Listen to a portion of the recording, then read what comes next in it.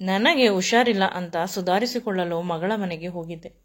ಬರುವುದರ ಒಳಗೆ ನನ್ನ ಗಂಡ ನಮ್ಮ ಮಗನಿಗೆ ಮದುವೆ ಮಾಡಿದ್ದಾನೆ. ಅಷ್ಟೇ ಅಲ್ಲ, ನನ್ನ ಸೊಸೆ ಪ್ರೆಗ್ನೆಂಟ್ ಕೂಡ ಆಗಿದ್ದಾಳೆ. ಈ ವಿಷಯ ನೋಡಿ ನಾನು ಬೆಚ್ಚಿಬಿದ್ದೆ. ಏಕೆಂದರೆ ನನ್ನ ಮಗನಿಗೆ ಅಪ್ಪ ಆಗುವ ಯೋಗ್ಯತೆ ಇಲ್ಲ. ಆಗ ತಿಳಿಯಿತು, ಅವಳು ನನ್ನ ಮಗನ ಹೆಂಡತಿ ಅಲ್ಲ, ನನ್ನ ಗಂಡನ ಹೆಂಡತಿ ಅಂತ. ಮುಂದೆ ನನ್ನ ಬದುಕು ಅಯ್ಯೋ. ನನ್ನ ಹೆಸರು ಗೀತಾ. ಸುಮಾರು 50 ವರ್ಷ ವಯಸ್ಸಾಗಿದೆ ನನಗೆ. ಸುಮಾರು 15 ವರ್ಷಕ್ಕೆ ಮದುವೆ ಮಾಡಿಬಿಟ್ಟಿದ್ದರು. ನಮ್ಮ ಊರಿನಲ್ಲಿ ಒಂದು ಪ್ರತೀತಿ, ದೊಡ್ಡವಳಾದ ಮೇಲೆ ಮದುವೆ ಮಾಡಿಬಿಡಬೇಕು ಅಂತ. ಹೆಣ್ಣು ಮಕ್ಕಳನ್ನು ತುಂಬ ಮನೆಯಲ್ಲಿ ಇಟ್ಟುಕೊಳ್ಳಬಾರದು, ಸೆರಗಿನಲ್ಲಿ ಬೆಂಕಿ ಇಟ್ಟುಕೊಂಡಂತೆ. ನಾನು ತುಂಬ ಚೆನ್ನಾಗಿ ಓದುತ್ತಿದ್ದೆ, ಆದರೆ ಅಪ್ಪ ಅಮ್ಮ ಓದಲು ಬಿಡದೆ ಮದುವೆ ಮಾಡಿಬಿಟ್ಟರು. ಹಾಗಾಗಿ ಅಮ್ಮನ ಮನೆಗೆ ಕೂಡ ಬರುತ್ತಿದ್ದೆ.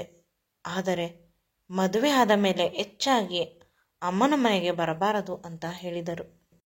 ಮೊದಲು ದುಃಖವಾದರೂ ಆನಂತರ ಅರ್ಥವಾಯಿತು, ಕೊಟ್ಟ ಹೆಣ್ಣು ಕುಲಕ್ಕೆ ಹೊರಗೆ ಅಂದರೆ ಅಷ್ಟೇ. ನನ್ನ ಹಣೆ ಬರಹ. ತಾಯಿಯ ಮನೆಗೆ ವರ್ಷಕ್ಕೆ 1 ಅಥವಾ 2 ಬಾರಿ ಬರಬಹುದು ಅಷ್ಟೇ. ಈಗ ಅಣ್ಣನಿಗೂ ಕೂಡ ಮದುವೆ ಆಗಿದೆ, ಅತ್ತಿಗೆ ಬಂದಿದ್ದಾಳೆ. ಅಕಸ್ಮಾತ್ ಅಮ್ಮನ ಮನೆಗೆ ಹೋದರೆ ಒಂದು ದಿನ ಅವಳು ನಮ್ಮ ಜೊತೆ ಮಾತನಾಡುವುದೇ ಇಲ್ಲ. ಇವರೆಲ್ಲ ಏಕೆ ಬಂದರು ಅನ್ನುವ ರೀತಿ ಇರುತ್ತದೆ ಅವಳ ಮುಖದ ಭಾವ. ಆದರೆ ಅಪ್ಪ ಅಮ್ಮನನ್ನು ನೋಡಬೇಕು, ಅದಕ್ಕಾಗಿ ಹೋಗುತ್ತೆ. ಅತ್ತೆ ಮನೆ ತುಂಬ ಕುಟುಂಬ. ಪ್ರತಿಯೊಬ್ಬರೂ ಕೂಡ ನಾನು ಹೆಚ್ಚಾಗಿ ಅಮ್ಮನ ಮನೆಗೆ ಹೋಗುವುದಿಲ್ಲ ಅಂತ ಪ್ರಶ್ನೆ ಮಾಡುತ್ತಾರೆ. ನಿನ್ನ ಅಪ್ಪ ಅಮ್ಮ ಬರಬೇಡ ಅಂತ ಹೇಳಿದ್ದಾರಾ? ನಿನಗೆ ಊಟ ಹಾಕುವುದಿಲ್ಲವೇ ಅಂತ. ಏಕೆಂದರೆ ನಾನು ಮದುವೆ ಆಗಿರುವ ಮನೆಯಲ್ಲಿ ಹೆಣ್ಣು ಮಕ್ಕಳಿಗೆ ಹೆಚ್ಚು ಗೌರವ, ಆದ್ಯತೆ, ಪ್ರೀತಿ. ಮದುವೆಯಾಗಿ ಮಕ್ಕಳಾಗಿ ಮುದುಕಿಯರು ಆದರೂ ಕೂಡ ಅಪ್ಪನ ಮನೆ ಅಂದರೆ ಅವರಿಗೆ ತಮ್ಮ ಗಂಡನ ಮನೆಗಿಂತ ಸ್ವಂತ. ಆದರೆ ಸೊಸೆಯಂದಿರಿಗೆ ಅಷ್ಟೊಂದು ಅಧಿಕಾರ ಇರುವುದಿಲ್ಲ. ಎಲ್ಲಿಂದಲೋ ಬಂದವಳು ಅನ್ನುವ ಹಣೆಪಟ್ಟಿ, ಗಂಡ ಅನ್ನುವ ಮನುಷ್ಯ ಕೆಲಸಕ್ಕೆ ಬರದೇ ಇರುವವನು ಅಂತ ಒಮ್ಮೆ ಅನಿಸುತ್ತಿತ್ತು. ಅತ್ತೆ ಆಗಲಿ ಅಥವಾ ಅವರ ಮಗಳಾಗಲಿ ಏನಾದರೂ ಹೇಳಿದರೆ ಏನೂ ಮಾತನಾಡುತ್ತಿರಲಿಲ್ಲ. ರಾತ್ರಿ ರೂಮಿಗೆ ಬಂದಾಗ ಏಕೆ ನನ್ನ ಪರವಾಗಿ ಮಾತನಾಡಿಲ್ಲ ಅಂದರೆ, ಹೆಂಗಸರುಗಳು ನೀವು ಇಂದು ಕಿತ್ತಾಡುತ್ತೀರಾ, ನಾಳೆ ಹೊಂದಾಗುತ್ತೀರಾ. ನನಗೆ ನೀನು ಮುಖ್ಯ, ಅವರು ಮುಖ್ಯ. ನಾನು ಯಾರ ಪರವಾಗಿ ನ್ಯಾಯ ಹೇಳಲಿ? ಸಾಧ್ಯವಿಲ್ಲ. ನೀವಿಬ್ಬರು ನನ್ನ ಕಣ್ಣುಗಳು, ನೀನೇ ಅಡ್ಜಸ್ಟ್ ಮಾಡಿಕೊಂಡು ಹೋಗು ಅನ್ನುತ್ತಿದ್ದರು. ಅಪ್ಪ ಅಮ್ಮ ಹೇಳುತ್ತಾರೆ, ಅತ್ತೆ ಮನೆಯಲ್ಲಿ ಗಂಡ ಆಗಲಿ ನಿನ್ನ ಅತ್ತೆ ಅತ್ತಿಗೆ ಯಾರು ಏನೇ ಹೇಳಿದರೋ ಅಡ್ಜಸ್ಟ್ ಮಾಡಿಕೊಂಡು ಹೋಗು, ಅವರು ಬೈದರೆ ಬೈಸಿಕೋ ಅನ್ನುತ್ತಾರೆ. ಮತ್ತೆ ಹೇಳುತ್ತಾಳೆ, ನನ್ನ ಹೆಣ್ಣು ಮಕ್ಕಳು ಅಪರೂಪಕ್ಕೆ ಬರುತ್ತಾರೆ, ಅವರು ಏನು ಅಂದರೂ ಸಹಿಸಿಕೊಂಡು ಹೋಗಬೇಕು ಅನ್ನುತ್ತಾರೆ. ಮಾವ ಹೇಳುತ್ತಾರೆ, ಕೆಲಸದವರು ಸಿಗುವುದೇ ಕಷ್ಟ, ಅವರು ಎಷ್ಟು ಕೆಲಸ ಮಾಡಿದರೆ ಅಷ್ಟು ಕೆಲಸ ಮಾಡಲಿ, ಉಳಿದ ಕೆಲಸವನ್ನು ನೀನು ಮಾಡಿಕೊ, ಅವರ ಜೊತೆ ಅಡ್ಜಸ್ಟ್ ಮಾಡಿಕೊಂಡು ಹೋಗು ಅನ್ನುತ್ತಾರೆ. ಗಂಡ ಆದವನು ಮನೆಯವರ ಜೊತೆ ಅಡ್ಜಸ್ಟ್ ಮಾಡಿಕೊಂಡು ಹೋಗು ಅಂತ ಹೇಳುತ್ತಾರೆ. ಯಾವುದೇ ರೀತಿಯ ಕಂಪ್ಲೇಂಟ್ ನನಗೆ ನಿನ್ನ ಮೂಲಕ ಬರಬಾರದು. ಅವರು ದೊಡ್ಡವರು. ಒಂದು ಮಾತು ಹೇಳುತ್ತಾರೆ, ಕೇಳಿಸಿಕೊಂಡು ಇರಬೇಕು.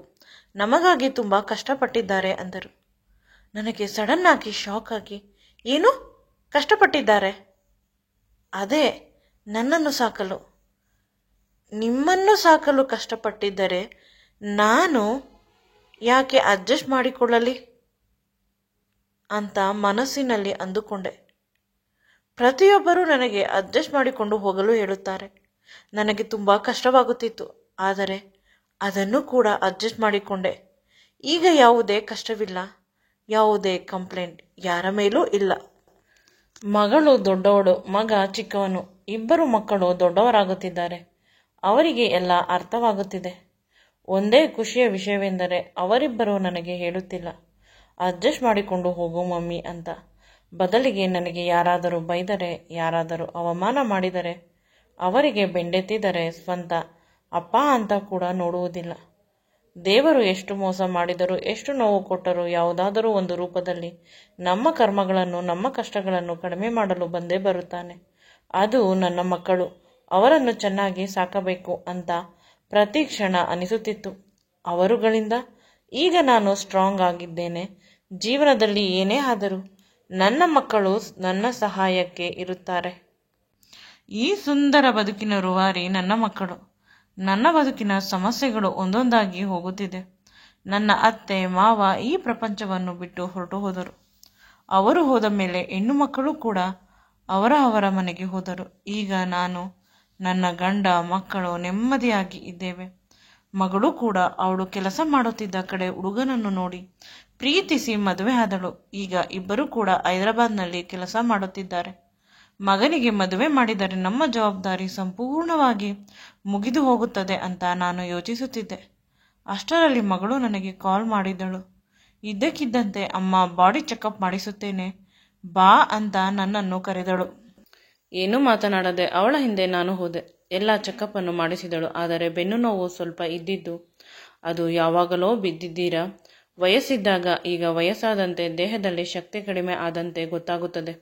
ಸ್ವಲ್ಪ ದಿನ ಇರಿ, ಇಲ್ಲೇ ಟ್ರೀಟ್ಮೆಂಟನ್ನು ತೆಗೆದುಕೊಂಡು ಅಂತ ಹೇಳಿದಾಗ ಅವರು ಹೇಳಿದಂತೆ ಕೇಳಿ ಆಸ್ಪತ್ರೆಯಲ್ಲಿ ಸ್ವಲ್ಪ ದಿನ ಟ್ರೀಟ್ಮೆಂಟ್ ಆದ ಮೇಲೆ ಮಗಳು 2 ತಿಂಗಳು ಬಿಟ್ಟಿಲ್ಲ ನನ್ನನ್ನು ಇಲ್ಲೇ ಇರಬೇಕು, ನೀನು ಸರಿಯಾಗಿ ಊಟ ಮಾಡುವುದಿಲ್ಲ, ಮನೆಗೆ ಕೆಲಸದವರನ್ನೂ ಕೂಡ ಇಟ್ಟಳು ನನ್ನನ್ನು ನೋಡಿಕೊಳ್ಳಲು, ನನಗೆ ಅಡಿಗೆ ಮಾಡಿಕೊಡಲು. ಇಷ್ಟು ಒಳ್ಳೆಯ ಮಗಳು, ಎಷ್ಟೋ ಜನ್ಮದ ಅದೃಷ್ಟ ಇರಬೇಕು. ನನ್ನ ತಾಯಿಗಿಂತ ಹೆಚ್ಚಾಗಿ ನನ್ನನ್ನು ನೋಡಿಕೊಂಡಿದ್ದಾಳೆ ಅಂತ ಖುಷಿಯಾಗುತ್ತಿತ್ತು.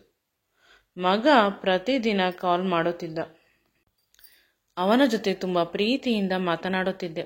ಅವನ ಮಾತು ಒಂದೇ, ಯಾವಾಗ ಬರುತ್ತೀಯ, ನಿನ್ನ ಜೊತೆ ಸ್ವಲ್ಪ ಮಾತನಾಡಬೇಕು, ಬೇಗ ಬಾ ಅಂತ ಚಿಕ್ಕ ಮಕ್ಕಳ ರೀತಿ ಹಾಡುತ್ತಿದ್ದ.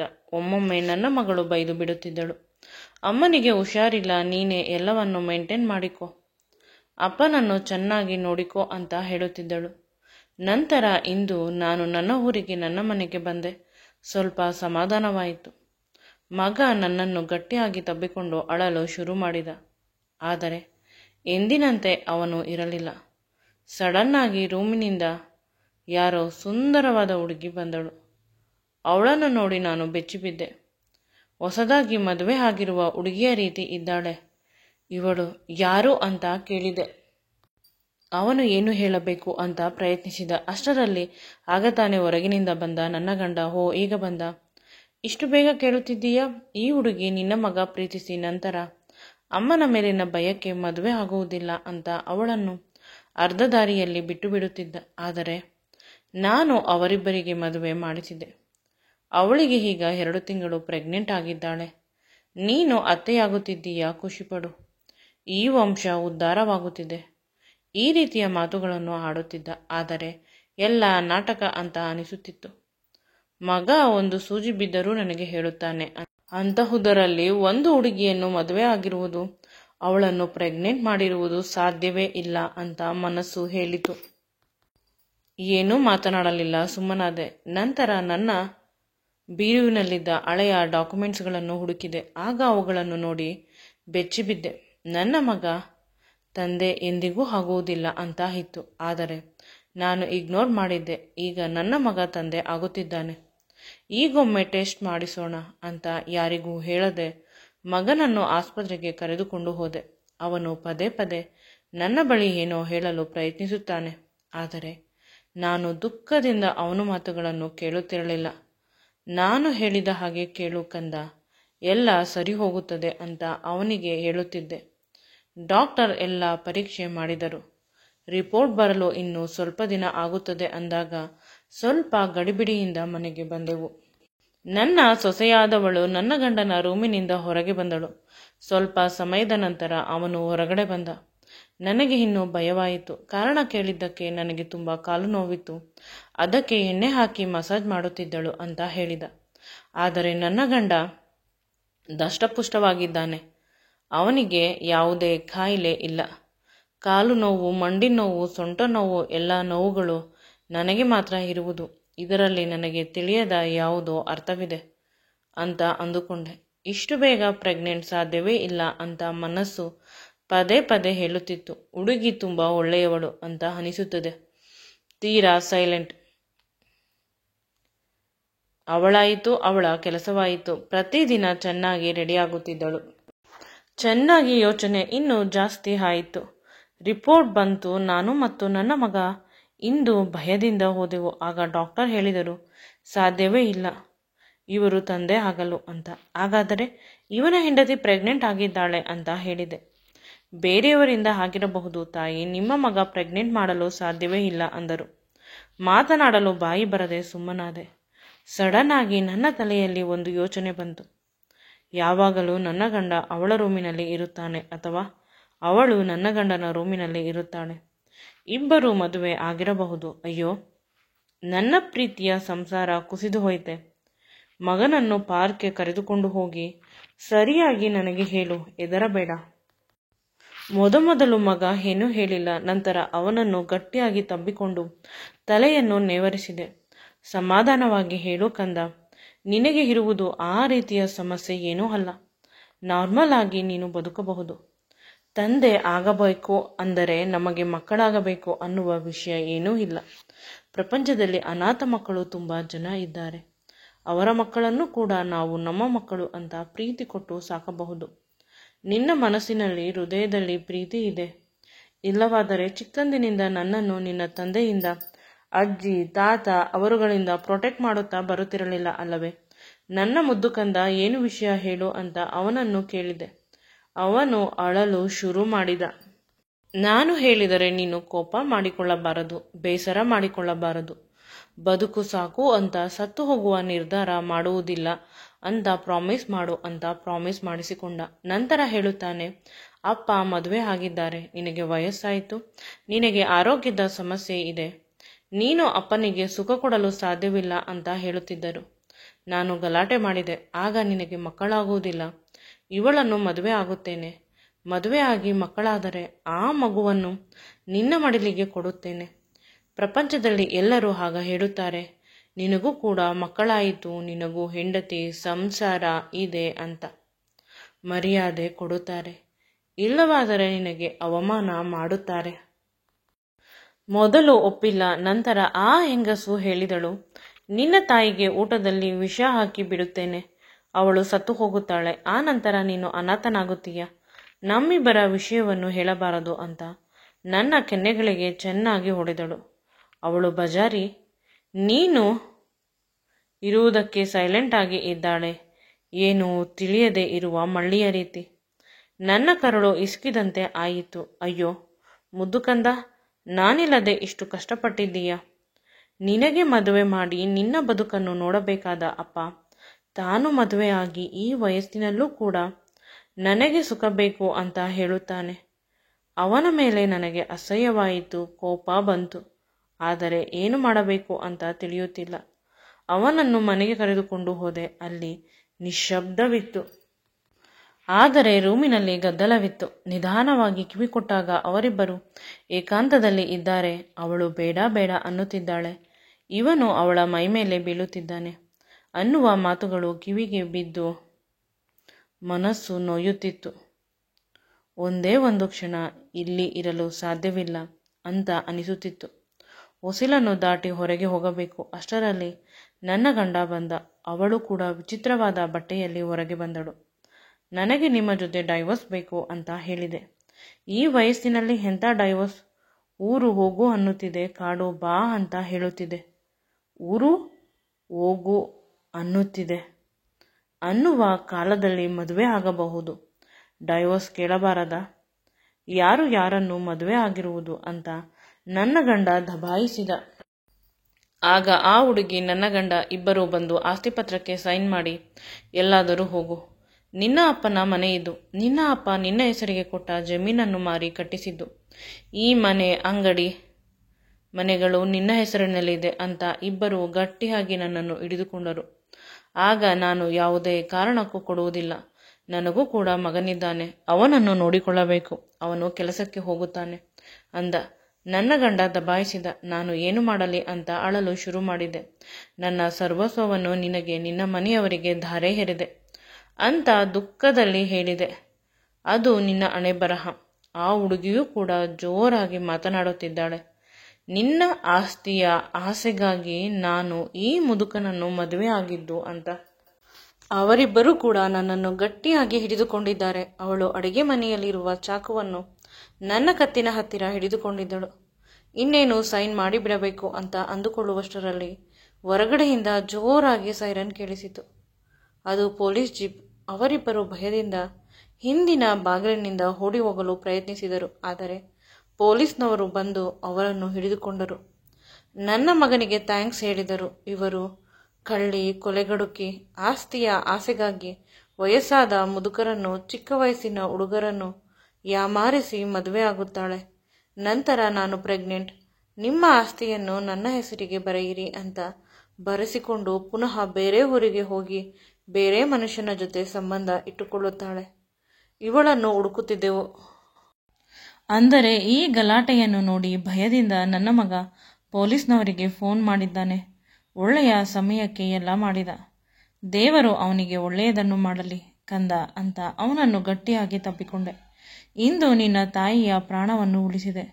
ನನ್ನ ಪ್ರಾಣ ಇರುವವರೆಗೂ ನಿನ್ನನ್ನು ಕಾಪಾಡುತ್ತೇನೆ ಅಂತ ಅಳಲು ಶುರು ಮಾಡಿದೆ. ಆಗ ಪೊಲೀಸ್ನವರು, ನಿಮ್ಮ ಮಗ ತುಂಬ ಒಳ್ಳೆಯವರಮ್ಮ, ತುಂಬ ಸೋಷಿಯಲ್ ಸರ್ವಿಸ್ ಮಾಡಿದ್ದಾರೆ, ಬಡವರಿಗೆ ದಾನ ಧರ್ಮವನ್ನು ಮಾಡಿದ್ದಾರೆ, ಅನಾಥ ಮಕ್ಕಳನ್ನು ದತ್ತು ತೆಗೆದುಕೊಂಡಿದ್ದಾರೆ. ಅಂದರೆ ಅವರ ವಿದ್ಯಾಭ್ಯಾಸದ ಜವಾಬ್ದಾರಿಯನ್ನು ಬಲಗೈಯಿಂದ ಕೊಟ್ಟರೆ ಎಡಗೈಗೆ ತಿಳಿಯುವುದಿಲ್ಲ ಅಂತ ಹೇಳಿ ಹೋದರು. ನನ್ನ ಮುಖದಲ್ಲಿ ಒಂದು ಕಾಂತಿ ಹೊಳೆಯುತ್ತಿತ್ತು. ಅದೃಷ್ಟವಂತೆ ನಾನು ಅಂತ. ನನ್ನ ಮಗ ಒಳ್ಳೆಯ ಕಂಪನಿಯಲ್ಲಿ ಕೆಲಸಕ್ಕೆ ಹೋಗುತ್ತಿದ್ದ. ನನಗೂ ಕೂಡ ತುಂಬ ಬಾಡಿಗೆ ಬರುತ್ತಿತ್ತು. ಜೀವನಕ್ಕೆ ಸಾಕಾಗಿ ಕಷ್ಟದಲ್ಲಿ ಇರುವ ಜನರಿಗೆ ಕೊಡಬಹುದಿತ್ತು. ಅಷ್ಟು ದುಡ್ಡು ನಮ್ಮ ಪಾಲಿಗೆ ಇತ್ತು. ಅದು ಸಾಲದು ಅಂತ ನನ್ನ ಮಗಳು ತಿಂಗಳಿಗೆ ನನಗೆ ದುಡ್ಡನ್ನು ಕಳಿಸುತ್ತಿದ್ದಳು. ಎಲ್ಲ ಚೆನ್ನಾಗಿತ್ತು. ನಾನು ಇರುವವರೆಗೂ ಸರಿ. ಆನಂತರ ಇವನನ್ನು ಅವಳ ಅಕ್ಕನ ಹತ್ತಿರ ಕಳಿಸಬಹುದು. ಅಕಸ್ಮಾತ್ ಅವಳ ಮನಸ್ಥಿತಿ ಚೇಂಜ್ ಆಗಿದ್ದರೆ ಇವನು ಅಲ್ಲಿ ಅಡ್ಜಸ್ಟ್ ಆಗುತ್ತಾನೋ ಇಲ್ಲವೋ ಈ ಯೋಚನೆಯಲ್ಲಿ ಇದ್ದಾಗ ನನ್ನ ಗೆಳತಿ ಲಕ್ಷ್ಮಿ ಬಂದಿದ್ದಳು. ಅವಳ ಅಳಿಯ ತುಂಬ ಕೆಟ್ಟವನಂತೆ. 2 ಮಕ್ಕಳಾದ ಮೇಲೆ ಹೆಂಡತಿಗೆ ಕಷ್ಟ ಕೊಟ್ಟು ಮನೆಯಿಂದ ಹೊರಗಡೆ ಹಾಕಿದನಂತೆ. ಆ 2 ಮಕ್ಕಳನ್ನು ಸಾಕುವುದು ಕಷ್ಟವಾಗಿ ಮಗಳನ್ನು ಮನೆ ಕೆಲಸಕ್ಕೆ ಸೇರಿಸಬೇಕು. ನಿನ್ನ ಮನೆಯಲ್ಲಿ ಏನಾದರೂ ಕೆಲಸವಿದ್ದರೆ ಕೊಡು ಅಂತ ಹೇಳಿದಳು. ಆ ರೀತಿ ಹೇಳಬೇಡ ಪ್ಲೀಸ್. ನಿನ್ನ ಮಗಳು ನನಗೂ ಮಗಳಿದ್ದಾಗೆ. ಅವಳಿಗೆ ಎಷ್ಟು ಬೇಕು ಕೇಳು, ತಿಂಗಳಿಗೆ ನಾನೇ ಕೊಡುತ್ತೇನೆ ಅಂತ ಹೇಳಿದಾಗ, ಭಿಕ್ಷೆ ಬೇಡ ಕಣೆ, ಅವಳು ದುಡಿಯಲಿ, ನಾನೂ 1-2 ಮನೆಯಲ್ಲಿ ಕೆಲಸಕ್ಕೆ ಹೋಗುತ್ತಿದ್ದೇನೆ ಅಂದಾಗ ನನಗೆ ಕನ್ಫ್ಯೂಷನ್ ಆಯಿತು. ಇದ್ದಕ್ಕಿದ್ದಂತೆ ಮನಸ್ಸಿನಲ್ಲಿ ಒಂದು ಹೊಸ ಆಲೋಚನೆ ಹೊಳೆಯಿತು. ನಿನ್ನ ಮಗಳನ್ನು ನನ್ನ ಮಗನಿಗೆ ಮದುವೆ ಮಾಡುತ್ತೀಯಾ? ಅವಳ ಮಕ್ಕಳನ್ನು ನನ್ನ ಮಗ ಸಾಕುತ್ತಾನೆ, ನಿನ್ನನ್ನು, ನಿನ್ನ ಗಂಡನನ್ನೂ ಕೂಡ ಸಾಕುತ್ತಾನೆ. ನಿಮಗೆ ಬೇಕಾದಷ್ಟು ತಿಂಗಳ ಖರ್ಚಿನ ದುಡ್ಡನ್ನು ನಾವು ಕೊಡುತ್ತೇವೆ, ಆರಾಮವಾಗಿ ಇರಿ. ಆದರೆ ಒಂದೇ ಒಂದು ಸಮಸ್ಯೆ ಎಂದರೆ ನನ್ನ ಮಗನಿಗೆ ಮಕ್ಕಳಾಗುವುದಿಲ್ಲ. ಆದ್ದರಿಂದ ನಿನ್ನ ಮಗಳ ಮಕ್ಕಳನ್ನು ಸ್ವಂತ ಮಕ್ಕಳಿಗಿಂತ ಚೆನ್ನಾಗಿ ಸಾಕುತ್ತಾನೆ. ನಿನ್ನ ಮಗಳಿಗೆ ನಿನಗೆ ಒಪ್ಪಿಗೆ ಇದ್ದರೆ ಯೋಚಿಸು, ಬಲವಂತವಿಲ್ಲ. ಇಷ್ಟವಿಲ್ಲದಿದ್ದರೆ ನಿಮ್ಮಿಷ್ಟ, ನಿಮ್ಮ ಜೀವನ ಅಲ್ಲವೇ?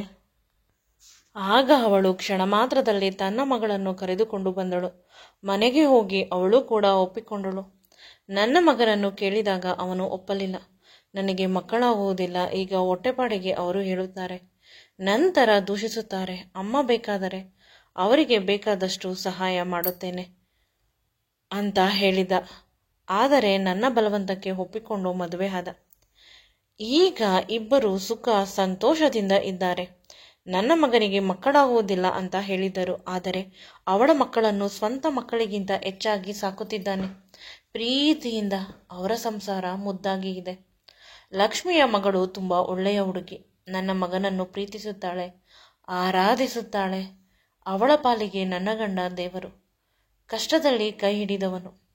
ಅವರಿಬ್ಬರ ಸುಂದರ ಸಂಸಾರವನ್ನು ಕಣ್ಣಿನಲ್ಲಿ ತುಂಬಿಕೊಂಡು ನನ್ನ ಜನ್ಮವನ್ನು ಸಾರ್ಥಕ ಮಾಡಿಕೊಳ್ಳುತ್ತಿದ್ದೇನೆ. ಈ ವಿಡಿಯೋ ನಿಮಗೆ ಇಷ್ಟವಾಗಿದ್ದಲ್ಲಿ ನನ್ನ ಚಾನಲನ್ನು ಲೈಕ್ ಮಾಡಿ, ಶೇರ್ ಮಾಡಿ ಮತ್ತು ಸಬ್ಸ್ಕ್ರೈಬ್ ಮಾಡಿ. Thank you.